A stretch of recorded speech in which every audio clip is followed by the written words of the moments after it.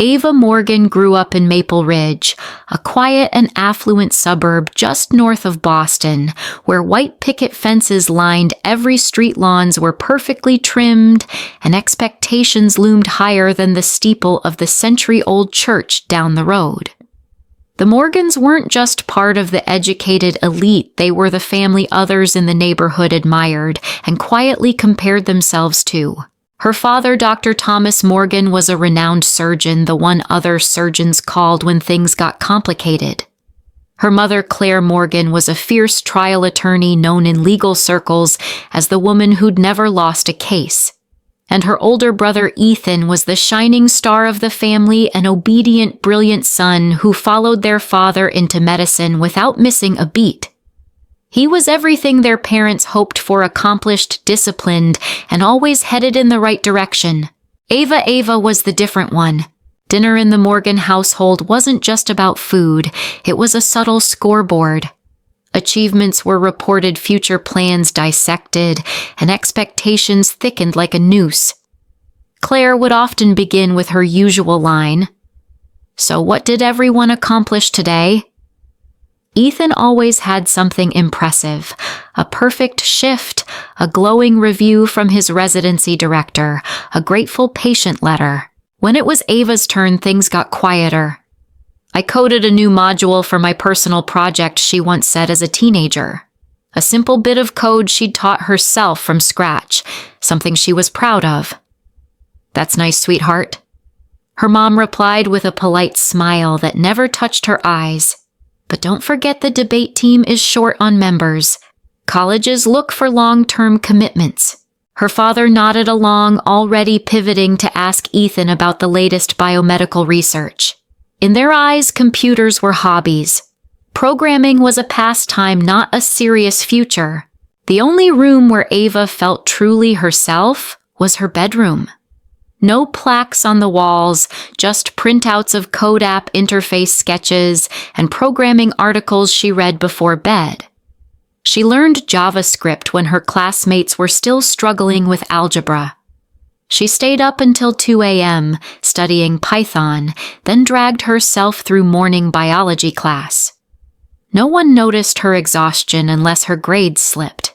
She once built software to organize her high school's annual fundraising event, cutting planning hours in half. The teacher in charge praised her in front of her parents. But instead of pride, Claire smiled diplomatically and said, "Ava has many interests, but we're focusing on her pre-law track." Every word, every glance was a quiet erasure. In the Morgan household, if it wasn't law or medicine, it was just a phase. And Ava, the girl who saw beauty in code, was always standing just outside the family's spotlight. Ava didn't have a high-end science lab like Ethan. What she had was an old wooden desk, a self-built PC, and a desk lamp that stayed on through the night. Her room didn't smell like ethanol or latex gloves. It smelled of printer paper, cold coffee, and the soft blue glow of her screen.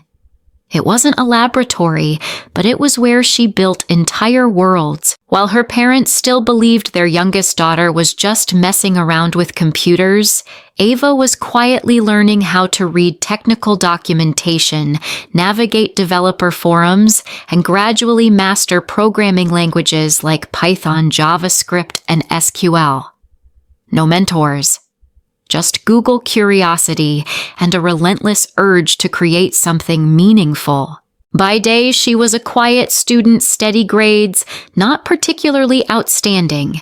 But by night, she was an unofficial software engineer, debugging, building, failing hundreds of times, and starting again. Those long nights were acts of devotion born of love, not obligation. At 16, Ava built a scheduling tool for her high school's annual fundraiser, an event that usually left the organizing team overwhelmed for weeks.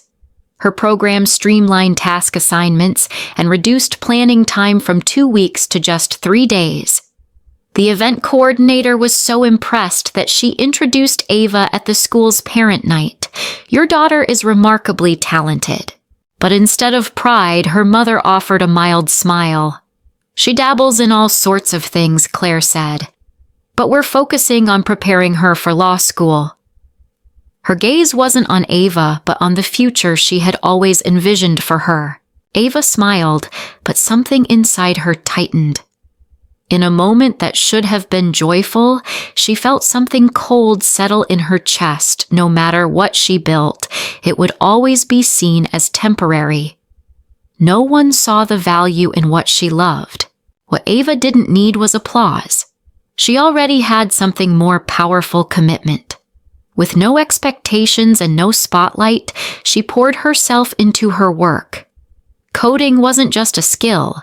It was a language, a way of thinking, a quiet rebellion in a world that measured worth by GPA and titles.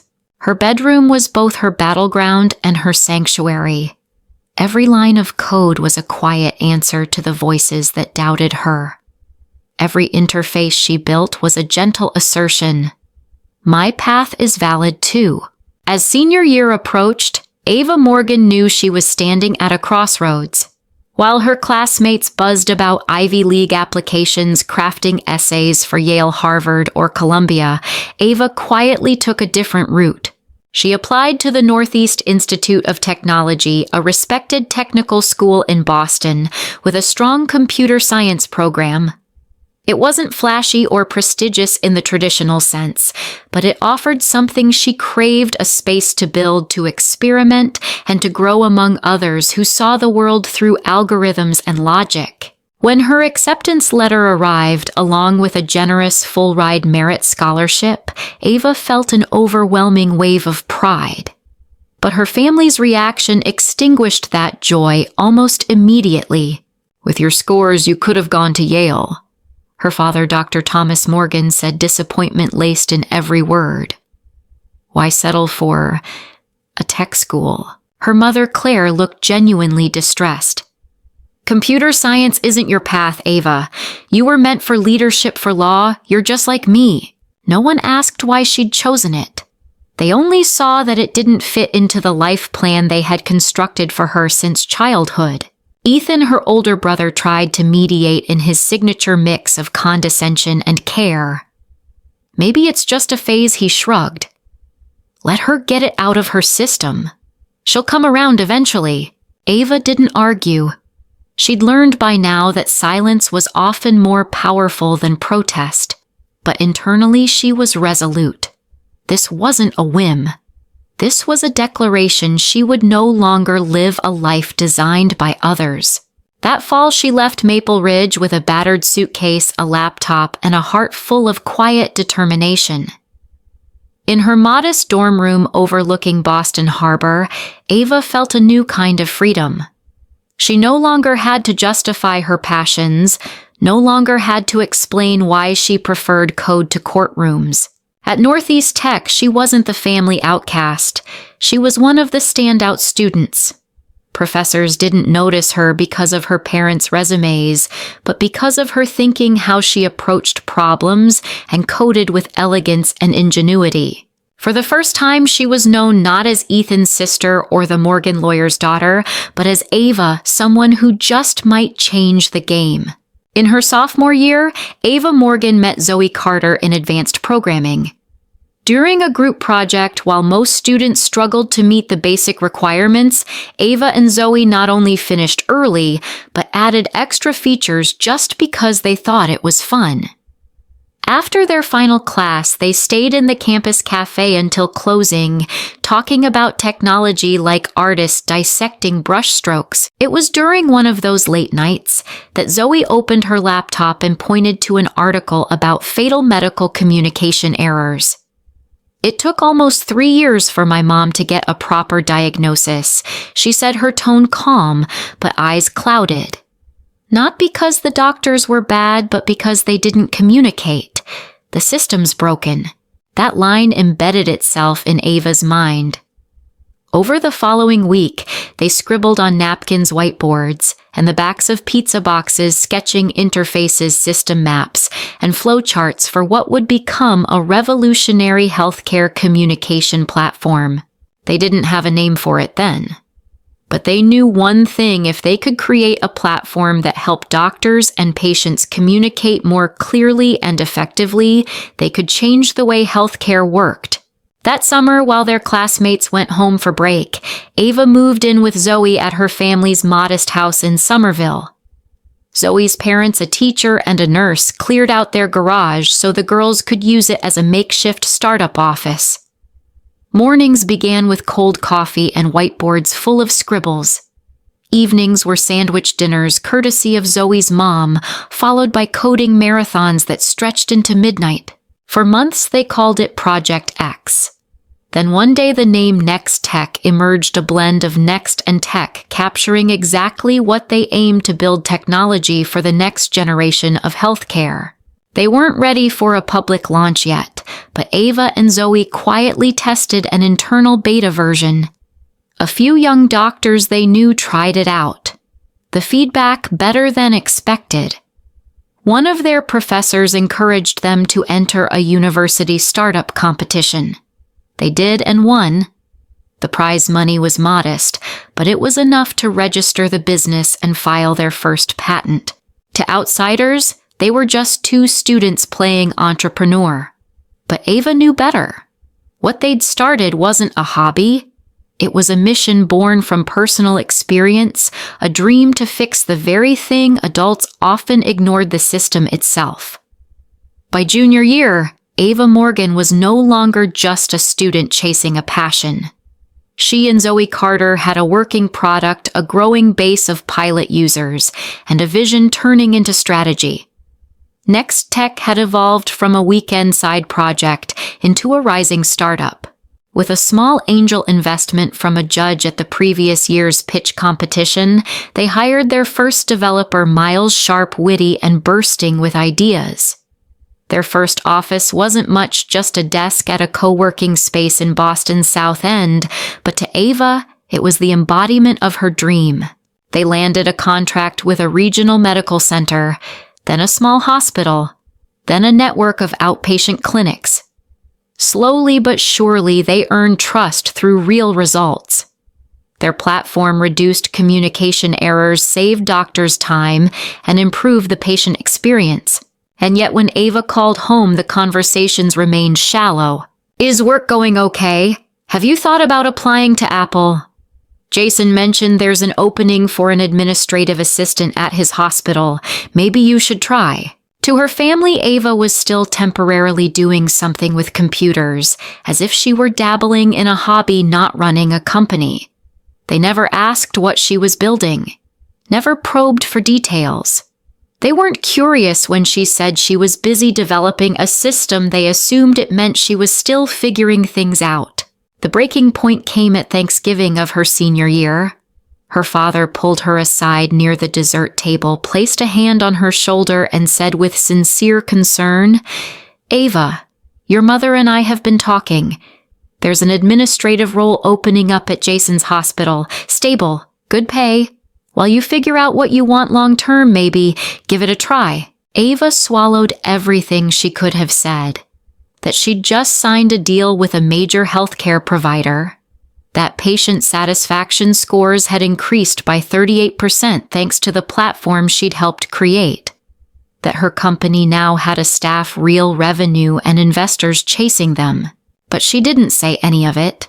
She just smiled like she always had, and that night, she returned to Zoe's apartment sipping lukewarm tea and reviewing their expansion roadmap. She no longer needed to prove anything, but it still hurt. Because even in the face of undeniable progress, she remained the failure child in the Morgan family's polished portrait.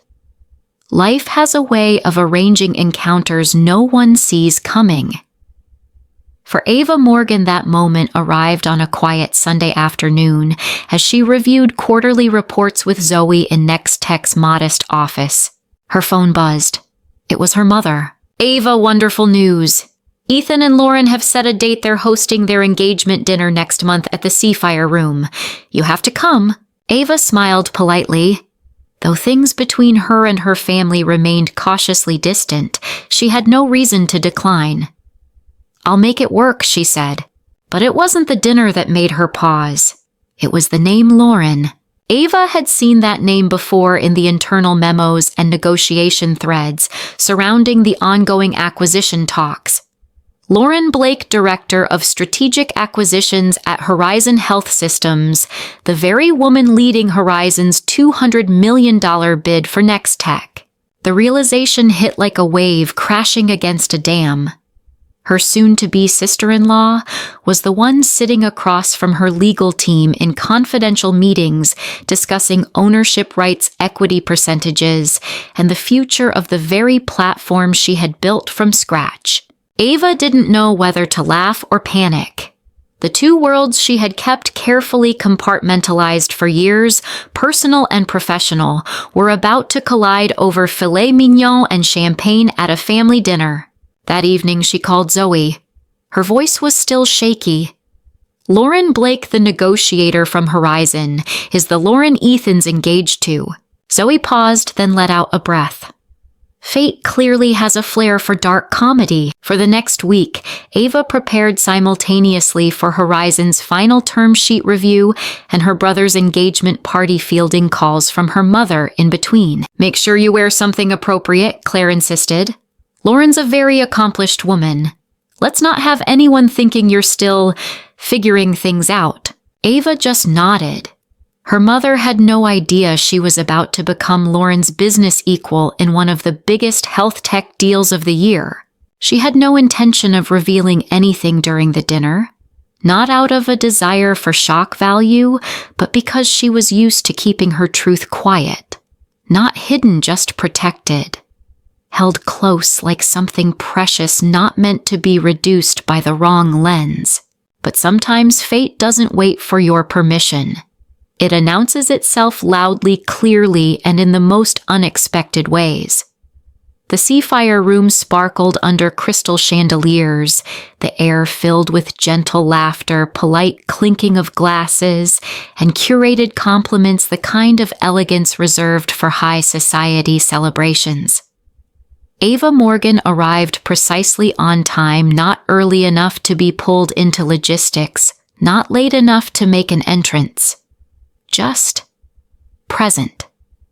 Quietly, she wore a simple black dress, hair pinned back, her expression serene. She wasn't there to prove anything. She wasn't seeking a stage.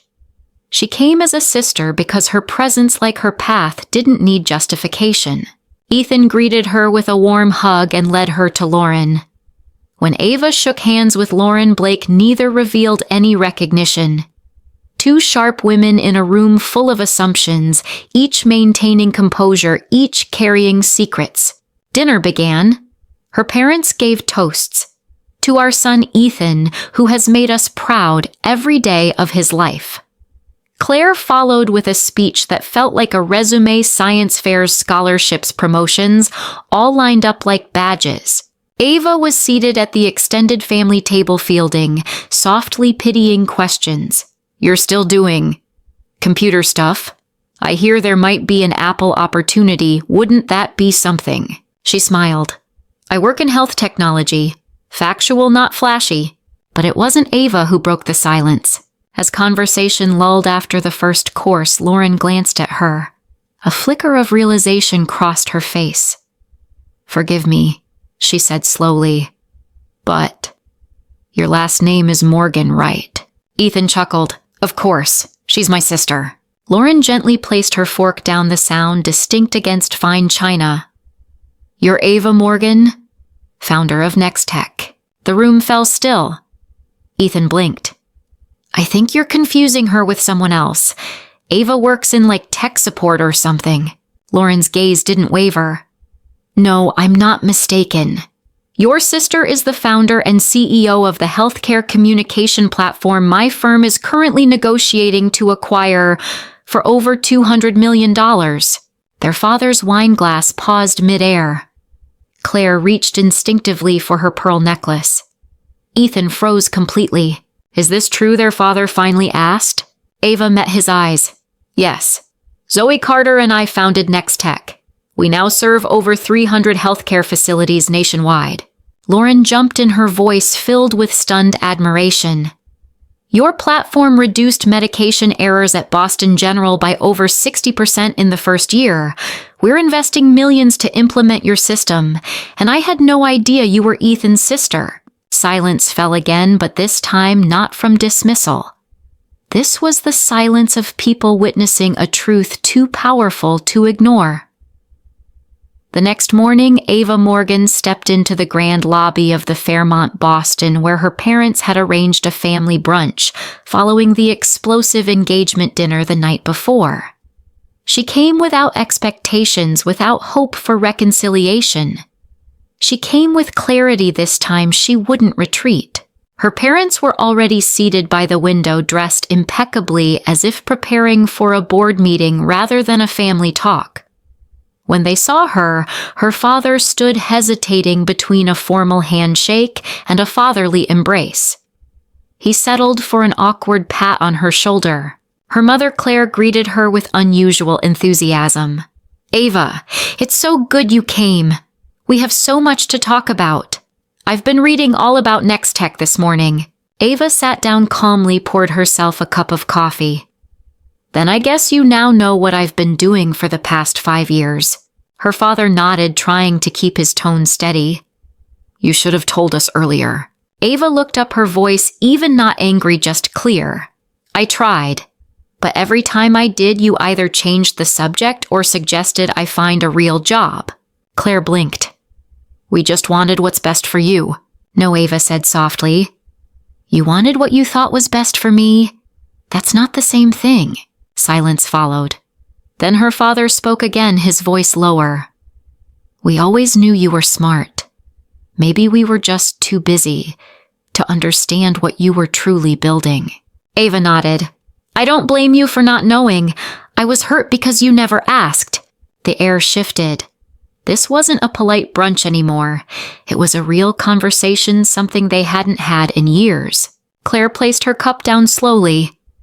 "We didn't understand you, but maybe now's the time to start." Ava didn't smile, but she didn't brace herself either. Because for the first time, they weren't denying the truth. They were trying to hear it. That evening, as the Boston skyline glowed in the orange haze of sunset, Ava Morgan heard the doorbell ring. She wasn't surprised to see Jason, her brother, the family's golden child, standing there with a bottle of red wine and a boxed cake from a bakery. "I figured we should talk," he said awkwardly, "and I brought backup, in case things get weird." Ava smiled and opened the door, ushering him into the sunlit living room, where the city lights danced beyond floor-to-ceiling windows. Her apartment was sleek, minimal, and sophisticated, nothing like the lost little sister image Jason had probably clung to. "Nice place," he said, genuinely surprised. "I thought you were still living with roommates." She said nothing. She poured wine, handed him a glass, and sat across from him, waiting. "I've been kind of an ass," Jason said after a moment of silence, his voice honest and unguarded. "I never really asked you about your work. I just assumed you were still figuring it out." Ava looked at him for once, seeing vulnerability in his usually confident gaze. "I know," she said softly. "But you're asking now?" He nodded, setting his glass down. "What you've built, it's incredible. Not just the money. I mean, you're helping people. That's why I became a doctor.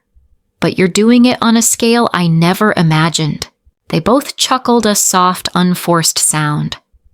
Ava told him about the garage nights at Zoe's house, the first hospital pilot, the feedback from patients and doctors alike. Jason listened.